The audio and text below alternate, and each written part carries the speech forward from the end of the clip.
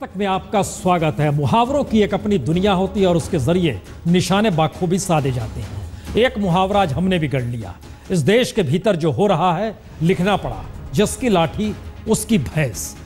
दरअसल ये लिखने की जरूरत क्यों पड़ी? क्योंकि जिस वक्त आप विरोध में होते हैं और जिस वक्त आप सत्ता में होते हैं, वाकई लाठी जिस दिशा में घुमा दीजिए भैंस लगता है उसी की हो चली है। आज हम जरा सा फ्लैशबैक से चलेंगे। फ्लैशबैक की जरूरत इसलिए आन पड़ी क्योंकि वो कौन सी स्थितियां थी जिसमें केजरीवाल नैतिकता का पाठ पढ़ा रहे थे। वो कौन सी स्थितियां थी जिसमें प्रधानमंत्री मोदी प्रधानमंत्री बनने के बाद पाक साफ स्थिति में संसद को देखना चाहते थे।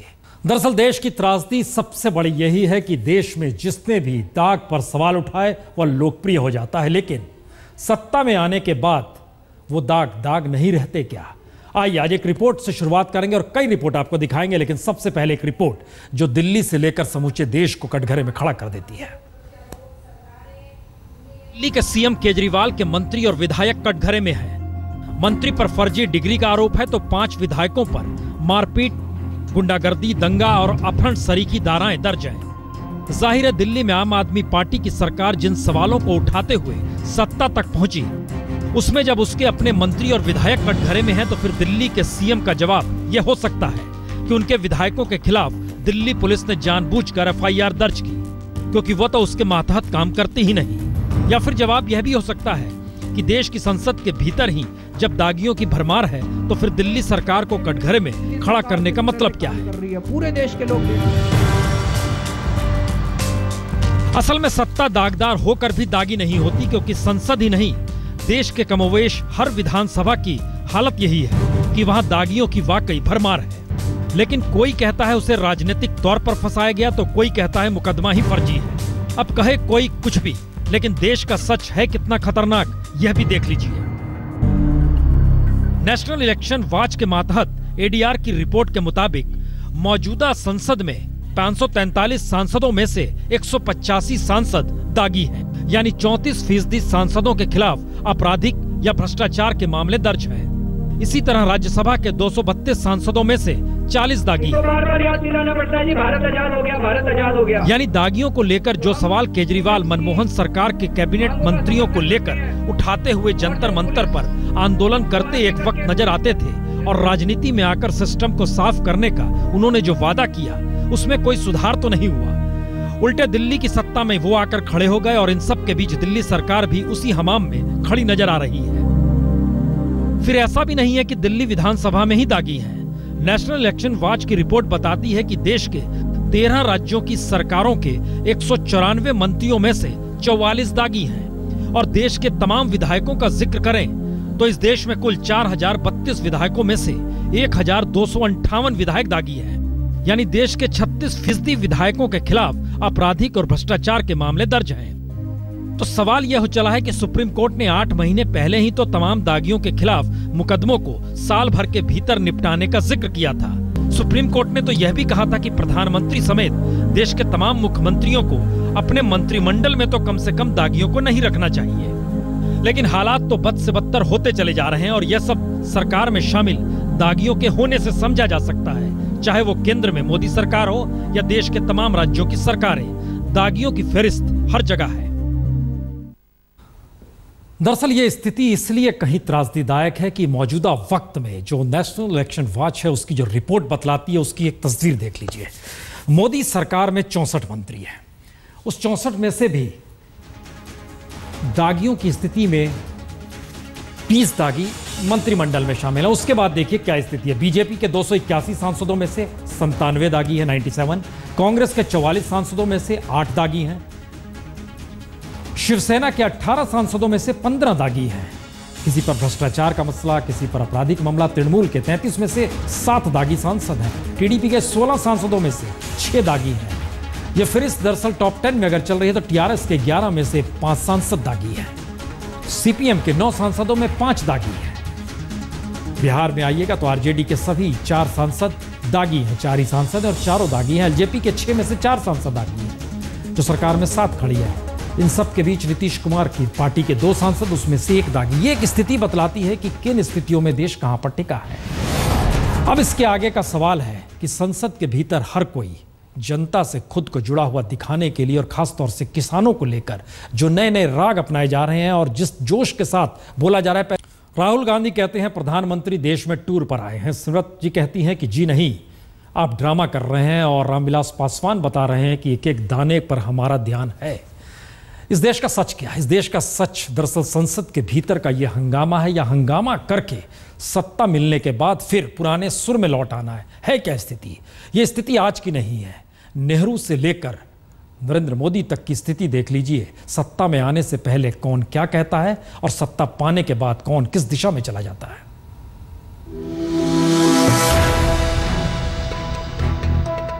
यह तस्वीर बताती है कि जो सत्ता में रहता है वो गरीब और किसान विरोधी होता ही है, और जब सत्ता का विरोध करते हुए विरोधियों को सत्ता मिल जाती है तो वह गरीब और किसान विरोधी हो जाता है। और फिर कल तक जो सत्ता में थे वो गरीब और किसानों के हक में नारे लगाने लगते हैं। यानी हर दौर में विपक्ष के हाथ में सबसे ताकतवर हथियार किसान मजदूर के हक में खड़ा होना ही होगा। और सत्ता में आने के बाद कॉरपोरेट और विदेशी निवेश से लेकर उद्योगों के लिए खेती की जमीन छीनने के अलावे कोई मॉडल किसी भी सरकार के पास होता नहीं है। अगर इसे बीते 20 बरस के दौर में ही परख लें तो वाजपेयी के दौर में शाइनिंग इंडिया की हवा सोनिया गांधी ने निकाली, क्योंकि वाजपेयी भी चल पड़े थे देश के उस उपभोक्ता समाज के साथ जहां पर सिर्फ पैसा चाहिए और मुनाफा होना चाहिए। और मनमोहन सिंह के विकास की रफ्तार को स्कैम इंडिया बताकर मोदी ने हवा निकाली। और अब नरेंद्र मोदी सत्ता में हैं तो राहुल गांधी को किसान मजदूर याद आ रहे हैं। यानी देश की सबसे बड़ी त्रासदी यही है कि किसी भी सत्ता के पास देश के गरीब और किसान मजदूर की जिंदगी पटरी पर लाने के लिए कोई ब्लूप्रिंट है ही नहीं। उल्टे विकास की जिन नीतियों को सत्ता अपनाती है उसमें देश की खनिज संपदा की लूट से लेकर शिक्षा, स्वास्थ्य, रोजगार से लेकर पीने के पानी सरीखे न्यूनतम जरूरतों को भी कॉरपोरेट के हवाले कर मुनाफा बनाने के धंधे में तब्दील कर दिया जाता है। असर इसी का है कि राहुल गांधी जब मोदी के आधुनिक मेक इन इंडिया पर यह कहकर चोट करते हैं कि किसान भी तो मेक इन इंडिया है, तो देश को अच्छा लगता है। तो सवाल राहुल के कहने या मोदी सरकार के कटघरे में खड़ा होने भर का नहीं है, बल्कि सवाल तो इस बात का है कि जो बात सत्ता में आने के लिए कभी वीपी सिंह ने कही, कभी सोनिया गांधी ने कही और पिछले दिनों नरेंद्र मोदी ने कही, उनके सत्ता में आने के बाद देश की तकदीर पर असर अच्छा क्यों नहीं पड़ा? और एक ही देश में दो देश हमेशा क्यों नजर आते रहे, जहां एक तरफ 80 करोड़ पर खर्च होने वाली सरकारी पूंजी के आंकड़ों से ज्यादा 8 कॉरपोरेट का टर्नओवर भारी पड़ जाता है। यानी एक देश के भीतर दो देश अक्सर सरकारों के बदलने के बावजूद और तीखे क्यों होते चले जाते हैं। राजनीति का मतलब सिर्फ संसद भी नहीं होता है, और संसद और विधानसभा से इतर राजनीति दरअसल पूरे देश को प्रभावित करती है। शायद इसीलिए एक वक्त संघ में किसान मोर्चा के अध्यक्ष रहे, अब हरियाणा में मंत्री बन गए तो उन्हें किसान कायर नजर आता है। जरा यह पहले सुन लीजिए। आत्महत्या एक अपराध है भारतीय कानून के हिसाब से। कोई भी आत्महत्या करने वाला व्यक्ति अपनी जिम्मेवारी से भाग अपने नादान बच्चों और अबोध सी पत्नी पर अपना बोझ छोड़कर चला जाता है, और ऐसे लोग कायर होते हैं। हरियाणा वीरों की भूमि आत्महत्या करने वालों का सम्मान नहीं करती है। यहाँ पर आत्महत्या वातावरण नहीं होता है, इसलिए हरियाणा में आत्महत्या को अच्छा नहीं माना जाता। दरअसल देश के भीतर जिस त्रासदी से किसान गुजर रहा है, इसमें कोई अगर ये कह दे कि वो बच्चों और पत्नी पर बोझ डाल के चला जाता है तो लगता वाकई ऐसा है कि सारे सरोकार तो मंत्रियों के होते हैं, नेताओं के होते हैं, स्वयंसेवकों के हो जाते हैं क्या? ये सवाल इसलिए क्योंकि इस देश में एक सरकार चल रही है और सरकार को पाठ पढ़ा रहे हैं स्वयंसेवक। कैसे? जरा इस रिपोर्ट को देखिए। यह ना तो मोदी मंत्रिमंडल के सदस्य हैं और ना ही बीजेपी के सदस्य, ना ही सांसद हैं, ना ही विधायक। दरअसल ये संघ के सह कार्यवाह कृष्ण गोपाल जी हैं, जो बीजेपी और संघ के बीच तालमेल बैठाने के लिए नियुक्त हुए हैं। लेकिन आलम यह चला है कि सीमावर्ती इलाकों में बीजेपी सांसदों को काम कैसे करना चाहिए, इसकी क्लास संघ के स्वयंसेवक कृष्ण गोपाल ही ले रहे हैं। और इस क्लास में एक तो नहीं, दर्जन भर नहीं, बल्कि 50 सांसद पहुंचे। तो देश के सीमावर्ती क्षेत्र में रहने वाले लोगों को सीमावर्ती क्षेत्र पर रहने के कारण से जो उनका नैसर्गिक उत्तरदायित्व है, उस दायित्व बोध के लिए हम किस तरह से तैयार कर सकते हैं और सरकार से इन विषयों पे किस तरह से ठीक बात की जा सकती है, इसके विषय में सारे लोग सब साथ बैठे थे। की बैठक ये हमारे जो रामलाल जी हैं संगठन महामंत्री, उन्होंने ली थी, बाकी लोग सब आमंत्रित थे। अब सांसदों को जो भी पाठ स्वयंसेवक ने पढ़ाया हो, लेकिन सवाल सिर्फ सांसदों का नहीं है, बल्कि संघ की इस क्लास में मोदी मंत्रिमंडल के सदस्य भी पहुंचे। केंद्रीय मंत्री जितेंद्र सिंह, किरण रिजिजू और निहाल चंद को भी संघ के स्वयंसेवक ने पाठ पढ़ाया। कैसे सीमा पर राष्ट्रीयता की भावना जगानी चाहिए और जनता को इसके लिए प्रेरित करना चाहिए। देश की सीमाओं पर क्या समस्याएं हैं, उन समस्याओं का समाधान कैसे हो सकता है। हम वैसे रूटीन में मिलते ही रहते हैं और मेंबर पार्लियामेंट जो सीमाओं के साथ लगते क्षेत्र के थे, उनके साथ एक बैठक हुई। खास बात यह है कि लेह के सांसद ने इसी क्लास में जानकारी दी कि उनके संसदीय क्षेत्र में चीन का मोबाइल नंबर तो काम करता है, लेकिन भारत का मोबाइल नंबर काम नहीं करता। यानी जो जानकारी केंद्र सरकार के सामने होनी चाहिए वह संघ की पाठशाला में खुली। आरएसएस समय समय पर मोदी सरकार और बीजेपी को जनता को किए गए वादों की याद दिलाती है और ये भी बताती है कि यदि ये वादे पूरे नहीं किए गए तो आने वाले विधानसभा चुनावों में बीजेपी की हालत दिल्ली विधानसभा चुनावों की तरह ना हो जाए। कैमरामैन दिलीप उपाध्याय के साथ हिमांशु मिश्रा, दिल्ली, आज तक।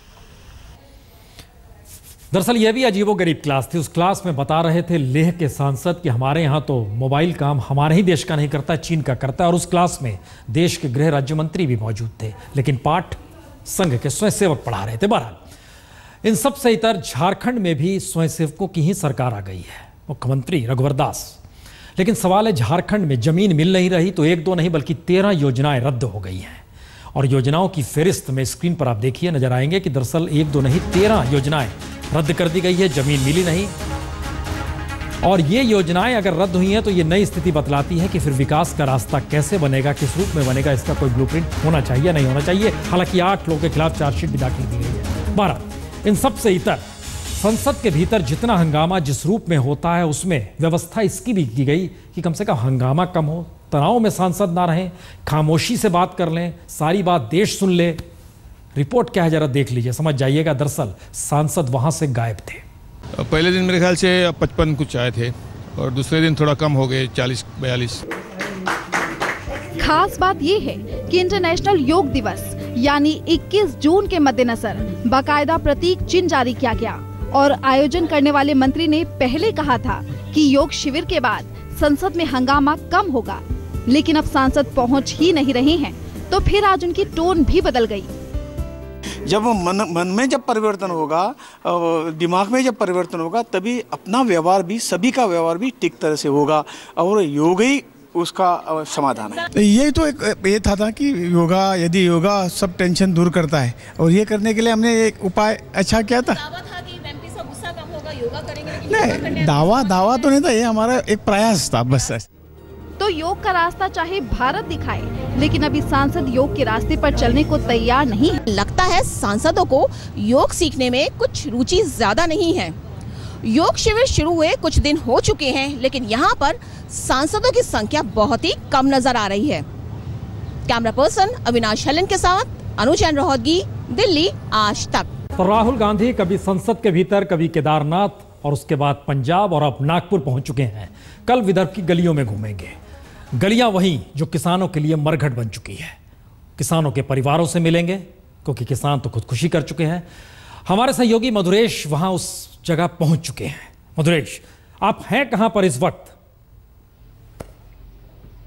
प्रसन्न जी, फिलहाल मैं गुंजी नाम के एक छोटे से गांव में हूं, जहां से राहुल गांधी जो है वो अपने इस विदर्भ दौरे की शुरुआत करेंगे। यहां पे वो 2 किसानों की जो फैमिली है उनसे मिलेंगे जिन्होंने आत्महत्या की थी। उसमें से एक किसान जो है वो 22 साल के थे, महज 22 साल के वो थे। उनसे, उनकी फैमिली से वो मिलेंगे यहाँ पे और उनके क्या समस्या है, वो क्या चाहते हैं सरकार से, और उनकी आवाज जो है वो यहाँ से वो जान के लेंगे और उसके बाद वो संसद में उनकी आवाज उठाएंगे। तो गुंजी में मैं फिलहाल खड़ा हूं, जहां पे चलिए महेश, हम आपके पास लौट रहे हैं, ये बताते हुए लौट रहे हैं कि दरअसल वहां पर जिन किसानों ने खुदकुशी की है, 54 किसान खुदकुशी कर चुके हैं इस बरस। अमरावती का जिक्र हम सिर्फ कर रहे हैं, अमरावती में ही राहुल गांधी घूमेंगे।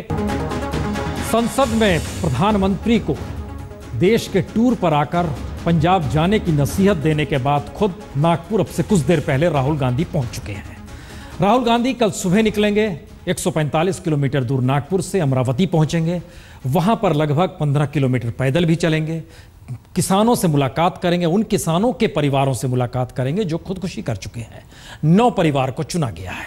विदर्भ में इसी बरस 400 से ज्यादा खुदकुशी हो चुकी है। इतिहास को पलटेंगे तो लाखों किसानों ने खुदकुशी की है, लेकिन अमरावती के 9 किसान परिवार को वहां पर भी चलेंगे। लेकिन उससे पहले हवाई जहाज से पहुंचे हैं, इससे पहले रेलगाड़ी से पंजाब पहुंचे थे, अब दिल्ली से नागपुर हवाई जहाज से। संयोग ऐसा, हमारे संवाददाता भी उसी हवाई जहाज में। सुनिए जरा।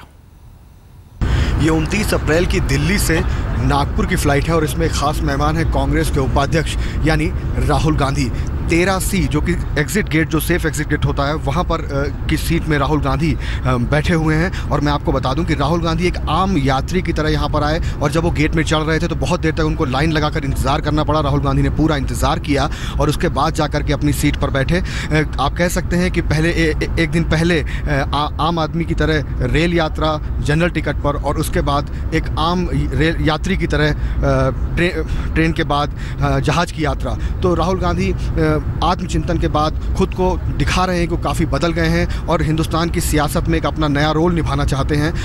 आपने देखा जैसे जिस तरीके से आत्मचिंतन के बाद रामलीला मैदान की रैली रही हो या उसके पहले किसानों से मुलाकात रही हो। और एक खास बात दिखाई पड़ती है राहुल गांधी की कि वो कोशिश कर रहे हैं बहुत दिनों के बाद कि वो हिंदी में बातों को बोलें। और राहुल गांधी के जो करीबी लोग हैं वो भी इस फ्लाइट में सवार हैं। हमारे साथ राहुल गांधी के करीबी और कांग्रेस के जो अनुसूचित जाति के अध्यक्ष हैं के राजू साहब भी बगल में बैठे हुए हैं यहाँ पर। और उनसे अगर हम पूछें, सर राहुल गांधी एकदम आम यात्री की तरह आए, लाइन लगाई बाहर, उन्होंने भीड़ थी, परेशानी हुई क्या? और होती होगी उनको, इतने बड़े वीआईपी हैं।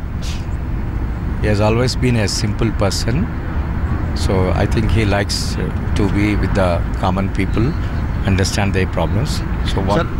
सर राहुल गांधी जिस मुद्दे को लेकर के आगे चल रहे हैं, खासकर किसानों का मुद्दा, आपको लगता है ये इतना महत्वपूर्ण है? क्योंकि बार बार मोदी सरकार की ओर से आज जब राहुल जी ने बोला तो 5 मंत्री आ गए राहुल गांधी को घेरने के लिए और कहा कि राहुल गलत बयानी कर रहे हैं। आपको लगता है कि क्या वजह है कि गलत बोल देते हैं Rahul Gandhi? I think he has taken up the most important issue, that is worrying the farmers, total neglect of the NDA government and the kind of distress the farmers are facing. He has personally gone and seen, so that's why as a representative of the people he has raised those issues in the parliament. Sir आखिरी सवाल, राहुल जी के लिए BJP का कहना है कि ये political drama कर रहे हैं। हरसिमरत कौर ने भी कहा, बीजेपी भी कह रही है। How can it be a drama? The people's representative is duty to raise it. जी, एक आम आदमी की तरह राहुल गांधी जहाज में पहुंचे। रॉबर्ट वड्रा नहीं जाते हैं आम आदमी की तरह बाहर। राजनीति है, सियासत है, इसका एक अपना सुकून है। लेकिन विदर्भ की गलियां क्या कहती हैं? दोबारा चलते हैं मोरेश के पास, चूंकि वह उस जगह पे मौजूद है जहां पर कल राहुल गांधी को पहुंचना है। किसानों के परिवार से मिलना है, क्योंकि किसान तो खुदकुशी कर चुके हैं। मोरेश, जिस जगह पर आप मौजूद हैं, जो जिक्र आप कर रहे थे, उस परिवार का क्या सोचना है? राहुल गांधी आएंगे तो वो कौन सी उम्मीद पाले हुए हैं या कौन सा भरोसा है उन्हें? क्या हो जाएगा कल? जी, हम उनकी जुबानी जानते हैं। हमारे साथ फिलहाल अनिल वहीले जो है वो जुड़े हैं, जिनके चाचा अंबादास वहीले ने हाल ही में फरवरी में उन्होंने सुसाइड किया था। आइए उनसे बात करते हैं। अनिल जी, कल राहुल आपके घर में आ रहे हैं, क्या आप उनसे बात करोगे? क्या आपकी एक मांग आप उनके सामने रखोगे कि किसानों के लिए उन्होंने क्या करना चाहिए? यहाँ पे विदर्भ में जो आत्महत्या हो रहे हैं उसके लिए उन्होंने संसद में आवाज़ उठाना चाहिए। और ये जो अपना ये इसका ये है बोलो, शेतकरी जो आत्महत्या कर रहे हैं इसके तरफ ध्यान देना चाहिए। जी, जैसे हम उनसे जान चुके हैं कि आवाज उठानी चाहिए, हम उनसे पहले भी बात कर रहे थे। तो यहाँ पे इंश्योरेंस का एक मुद्दा है कि जिन किसानों ने अपने खेतों के इंश्योरेंस किए हैं, अपने खेतों के जो इंश्योरेंस किए, अभी तक उनको उस इंश्योरेंस के पैसे भी मिले नहीं है। तो ये भी एक मुद्दा है जहाँ पे अनिल जो है हमें बता रहे थे इससे पहले कि वो भी वो मुद्दा एक उठाएंगे। तो किसानों की आत्महत्या के बाद कुछ सरकार ने करना चाहिए। सिर्फ आर्थिक मदद ही इतनी महत्वपूर्ण नहीं रहती, लेकिन मोरेश होना चाहिए। मोरेश, एक सवाल उनसे पूछिए। 2006 में मनमोहन सिंह आए थे, 2007 में सोनिया गांधी आई थी, 2008 में राजनाथ सिंह आए थे, 2009 में शरद पवार, 2010 में उद्धव ठाकरे। एक लंबी फहरिस्त है। राहुल गांधी तो 2008-9 में कलावती को भी खोज आए थे। नेताओं के आने से क्या किसान खुदकुशी तो रुक नहीं रही है, तो फिर नेता वहां पहुंचते हैं तो इनको क्या उम्मीद होती है? अनिल जी, इससे पहले भी बहुत सारे नेता आपके पास आ चुके हैं, शरद पवार, उद्धव ठाकरे से लेकर राजनाथ सिंह तक विदर्भ में आ चुके हैं, लेकिन इन नेताओं के आने के बाद भी किसानों की आत्महत्या रुक नहीं रही। तो आपको राहुल गांधी से क्या उम्मीद है? राहुल गांधी से उम्मीद ये है कि उसकी सरकार जब थी, राहुल गांधी जी की, जब भी आत्महत्या होती थी, अभी भी हो रही है, तो शेतकरी के लिए जो उपाय योजना करना चाहिए वो उन्होंने करना चाहिए और उसके ऊपर आवाज उठाना चाहिए। तो संजीव, एक मिनट, एक सवाल हमको लगता है और लोगों को जानने में रुचि होगी। अमरावती में इस बरस मयूरेश 54 खुदकुशी हुई चुकी है। 9 ही किसानों को, परिवारों को चुना गया। इनको कैसे चुना गया या क्या स्थिति थी कि हम इनके आएंगे? क्या कांग्रेस के कार्यकर्ता इन तक पहुंचे? कैसे इस घर को चूज कर लिया गया? अनिल जी, आप मुझे बताइए कि आपके अमरावती जिले में टोटल अभी तक 54 आत्महत्या हुई है, लेकिन आपके ही परिवार को कैसे चुना गया? क्या कांग्रेस की तरफ से या कांग्रेस नेताओं या कार्यकर्ताओं की तरफ से आपको बताया गया कि राहुल गांधी गुंजी में आने वाले हैं तो आपके घर में आएंगे? ये गुंजी गांव कैसे चुना गया, पता है आपको? किसने आपके पास पहले आया था कोई? यहाँ के विधायक जो है जगताप साहब, वो आके हमारे को उन्होंने इन्फॉर्मेशन दी थी। तो यहाँ के लोकल विधायक है, वो यहाँ पे आए थे और उन्होंने यहाँ पे बताया था। मयूरेश, एक मिनट आप हमारे साथ बने रहेंगे, क्योंकि मयूरेश इससे पहले लगातार वहां पर पहुंचे थे, आज शाम में ही पहुंचे थे, और उन्होंने एक और किसान परिवार के घर पर जाकर दस्तक दी और वहां पर कहा कि आपके यहाँ कल राहुल गांधी आने वाले हैं, आपको क्या उम्मीद है? जरा पहले उनकी बात सुन लीजिए। 30 अप्रैल को सुबह राहुल गांधी अपना विदर्भ का दौरा शुरू कर रहे हैं और वो गुंजी, ये गांव जो है जहां पे फिलहाल हम बैठे हैं, वहां से अपना दौरा शुरू करें। यहाँ पे वो 2 किसानों से मिलेंगे, किसानों के घर वालों से मिलेंगे जिन्होंने आत्महत्या की। फिलहाल मैं बैठा हूँ नीलेश वाल्के, एक 23 साल का युवक था जिसने आत्महत्या की थी। जो किसान था, अपनी फसल के उसके ऊपर वो कुछ नहीं कर पाया, फसल अच्छी नहीं हुई, उसके चलते उसने आत्महत्या की। 23 साल का युवक था। फिलहाल मैं उसके घर वालों के साथ बैठा हूं, मेरे साथ उसके पिताजी और उसके घर वाले। आइए उनसे बात करते हैं कि कल राहुल गांधी जब उनके घर में आएंगे तो क्या सवाल वो राहुल गांधी से करेंगे, क्या राहुल गांधी से उनकी अपेक्षा है? दादा, काय अपेक्षा आहे तुमची राहुल गांधीकडनं? राहुल गांधीकडून मदत हेच पाहिजे की आमचं जे काही बँकेचे कर्ज आहे, 2 खात्यावरील कर्ज आहे आणि इतर कर्ज 50-50 हजार रुपये आहे आणि पुढे चालवासाठी काही त्याच्याकडून आम्हाला काही आर्थिक मदत मिळावं याच्यासाठी म्हणून. पण तुम्हाला अपेक्षा आहे की राहुल गांधी मदत करतील तुम्हाला? आता एवढा मी काय सांगणार त्याच्यात, पण काही सांगता नाही, आपली मागणी आहे अशी. आइए बात करते हैं उनके और एक हमारे साथ रिलेटिव है, उनसे बात करते हैं। दादा, आपकी क्या डिमांड है? राहुल जी गांधी को और उनके पक्ष को, कांग्रेस पक्ष की तरफ से हमारे किसान भाइयों के लिए जिन्होंने आत्महत्या की है, उनके लिए हम कम से कम 10 लाख रुपए की डिमांड करेंगे कि आगे भविष्य के लिए हम उससे व्यवसाय कर सके। अभी तक के कांग्रेस सरकार ने 60 साल तक के राज किया, अभी तक के उन्होंने किसानों के बारे में कभी सोचा भी नहीं है। तो इसीलिए हम उनसे डिमांड करेंगे कि भाई किसान लोगों के जिन्होंने आत्महत्या की है उनके परिवार को कम से कम उनके पार्टी की तरफ से 10 लाख रुपए की डिमांड करने वाले हैं हम। लेकिन विदर्भ में भी ज्यादा आत्महत्या क्यों हो रही है, क्या है, क्या इसके पीछे कारण आपको लगता है कि विदर्भ में आपके बहुत ज्यादा किसानों की आत्महत्या होती है? हाँ, तो सरकार की तरफ से जो पर्सनालिटी डेवलपमेंट कार्यक्रम है, किमान कौशल्य कार्यक्रम है, उसके लिए जो आधुनिक खेती करना चाहिए, उसके खेती के साथ जोड़ धंधा, पूरक व्यवसाय, प्रक्रिया उद्योग वो करना चाहिए। अभी तक के सरकार ने अभी तक के उसकी तरफ ख्याल नहीं किया है। उनका सीधा सीधा ये कहना है सरकार से कि आप सुविधा देते हो तो पूरी तरह दीजिए, आधी अधूरी ना दीजिए। कैमरा पर्सन मंगेश आमरे के साथ मयूरेश गणपत्ते, नागपुर, आज तक। मयूरेशन परिवारों के बीच लगातार घूम रहे हैं। मयूरेश, आप हमारे साथ बने भी हुए हैं और हम आप ही की रिपोर्ट दिखला रहे थे जो कुछ देर पहले आपने किसान परिवार से बात की थी। लेकिन क्या ये माना जाए कि जहां भी राहुल गांधी जाते हैं उस परिवार को एक पहचान मिल जाती है? मसलन कलावती 2009 याद कीजिए। कलावती से आज एक सवाल जब पूछा गया उस दौर को लेकर, अब तक कलावती के पास उसके बाद बहुत राहत पहुंची, कांग्रेसी कार्यकर्ता पहुंचे, कुछ घर बना दिया गया। जहां से गांव शुरू होता है यवतमाल में, वहीं पे मुहाने पर उनका घर भी है। लेकिन इन सब के बीच आज कलावती से जब पूछा गया राहुल गांधी की उस यात्रा के मद्देनजर, उन्होंने कहा क्या, पहले ये सुनिए जरा। खूपच अडचण सर्व लढताच फजित होती। मग राहुल गांधी आल्याच्या नंतर 2008 मध्ये राहुल गांधी आले, तर राहुल गांधी आले तरीपासून आपल्या शिक्षणाचं पुरायचं, खाण्याघेण्याचं सर्वच आपली परिस्थिती सुधारली समजायची। तर आता आनंदात चालत आहे, सर्व शिक्षण पाणी हे ते सर्व सुखाचं चालत आहे। पण राहुल गांधी इकडं आपल्या नागपूरमध्ये इकडं दौडा आला तर आपल्या गोरगरिबासाठी, कास्तकारासाठी काहीतरी सुधारणा आल्या सांगडी करून घ्यायची। कोणी राहावं आता आपले तर 2008 मध्ये आपले राहुल गांधी आले होते तेव्हा माझे मुलं लहान लहान होते। राहुल गांधी आए थे, उसके बाद स्थिति सुधर गई। लेकिन राहुल गांधी आए हैं तो काश्तकार यानी किसानों की भी स्थिति में सुधार होना चाहिए, जो कि नहीं हो पा रहा है। इस बात का जिक्र कर मयूरेश, अब ये सवाल है कि किसानों की हालात सुधर नहीं रही है। उम्मीद है, लेकिन जिस परिवार के पास राहुल गांधी जाएंगे उसको एक लाइमलाइट मिल जाता है, उसकी पहचान मिल जाती है। अब इस परिवार का जीवन कैसे चल रहा है जब घर के एक व्यक्ति ने खुदकुशी कर ली, फसल हो नहीं पा रही है, कपास के किसानों के साथ सबसे ज्यादा विदर्भ में मुश्किल है। अब इनका जीवन चल कैसे रहा है? जी बिल्कुल, आइए उनसे ही बात करते हैं।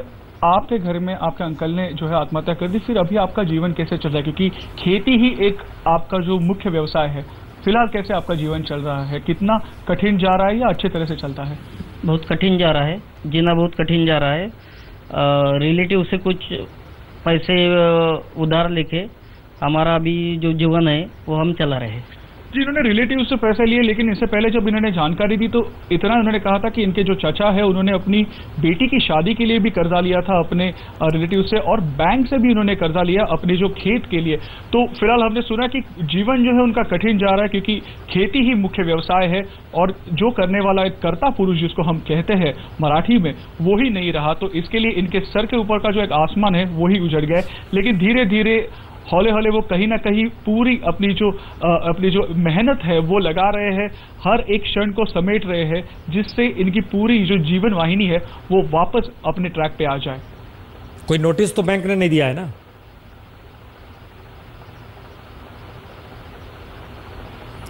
बैंक से जो कर्ज लिया गया था उसको लेकर कोई नोटिस तो बैंक ने नहीं दिया है? नहीं, फिलहाल तो नोटिस उनको बैंक ने नहीं दिया, लेकिन कर्जा जो है वो धीरे धीरे कहीं ना कहीं से उधार लेके वो बैंक का जो कर्जा है वो दे रहे हैं। और जैसे मैंने पहले कहा कि इंश्योरेंस के ऊपर इनको भरोसा था कि अगर उनकी फसल नहीं होती अच्छी तो इंश्योरेंस उनको मिलेगा, लेकिन उसका भी मुआवजा उनको अभी तक मिला नहीं है। चलिए, बड़ा महत्वपूर्ण है। बहुत बहुत शुक्रिया मयूरेश। लेकिन कल आपसे लगातार बातचीत होगी, क्योंकि राहुल गांधी इन गलियों में घूमेंगे। और ये कहीं ज्यादा महत्वपूर्ण है कि महाराष्ट्र के मौजूदा वक्त के मुख्यमंत्री भी नागपुर से यानी विदर्भ से आते हैं। नितिन गडकरी खुद केंद्र में मंत्री हैं, वह भी नागपुर के सांसद हैं, नागपुर से चुनकर आते हैं। और शायद इसलिए ये एक बड़ा सवाल है कि विदर्भ को लेकर चिंता राहुल गांधी कर रहे हैं और बीजेपी क्यों नहीं कर रही है, या बीजेपी कर रही है, राहुल गांधी ड्रामा कर रहे हैं। ये सारे सवाल एक दूसरे से कहीं गुथे हुए हैं। राहुल गांधी दर दर भटक रहे हैं, लेकिन हर जगह पे कोई फोटो खींचता है, कोई फोटो उनके साथ खिंचाना चाहता है। अलग ही ग्लैमर है। कल रेलगाड़ी में थे, आज हवाई जहाज में, वहां पर भी सेल्फी का दौर है, साथ खड़े होकर फोटो खिंचाए जा रहे हैं। ये सब दरअसल क्या ये माना जाए कि एक पर्यटन नए तरीके का सियासी हो चला है, या ये माना जाए कि पहली बार हाशिए पर पड़े तबके को राजनीति के मुख्य धारा में लाने का एक सियासी प्रयास है? हो जो भी, लेकिन दर दर राहुल कल भी जारी रहेगा।